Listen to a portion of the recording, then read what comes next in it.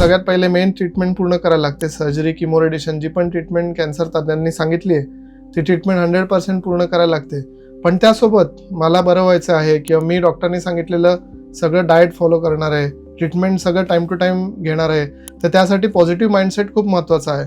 एखाद्या पेशंटची इच्छाच नसेल की मला बरं व्हायचं आहे, तर त्यांनी जरी ट्रीटमेंट घेतली पण जर त्यांनी डाएट चांगलं नाही ठेवलं की जेवण खाणं चांगलं नसेल तर मग प्रॉब्लेम होतात. पेशंट ट्रीटमेंट घेतो पण विकनेस, अशक्तपणा, न्यूट्रिशन कमी, त्यामुळं वेट लॉस, तर हे दुसरे प्रॉब्लेम तयार होतात.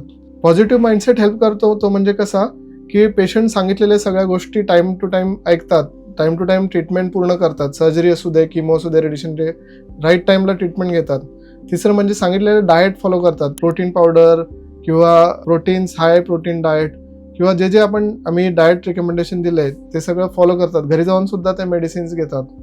तर तिथे पॉझिटिव्ह माइंडसेट नक्कीच उपयोगी पडतं. तर आम्ही जनरल ऑब्झर्वेशन आहे आमचं की जे पेशंटची विल पॉवर स्ट्रॉंग असते की मला बरं व्हायचं आहे आणि जे पॉझिटिव्ह असतात की नाही ठीक आहे, फक्त एक आजार आहे, तो ट्रीटमेंट मी डॉक्टरांच्या ऐकून पूर्ण घेणार आहे, तर असे पेशंट आम्ही रिकवर होताना जास्त पाहिलेत. आणि जे पेशंट निगेटिव्ह असतात किंवा जे स्वतःच्या जेवणाकडे लक्ष देत नाहीत तर त्या पेशंटला रिकव्हरीला थोडा टाईम लागतो. तर नक्कीच पॉझिटिव्ह माइंडसेट ह्याचा पॉझिटिव्ह इफेक्ट पडतो रिकव्हरीवर. पण असं ऑन पेपर काही सायंटिफिक रिसर्च कुठे नाही आहे, पण आमचं जनरल ऑब्झर्वेशन आहे की पॉझिटिव्ह माइंडसेटनी नक्कीच पेशंट लवकर रिकवर होऊ शकतो, प्रोव्हायडेड त्यांनी सगळ्या ट्रीटमेंट टाईम टू टाईम घेतल्या पाहिजेत.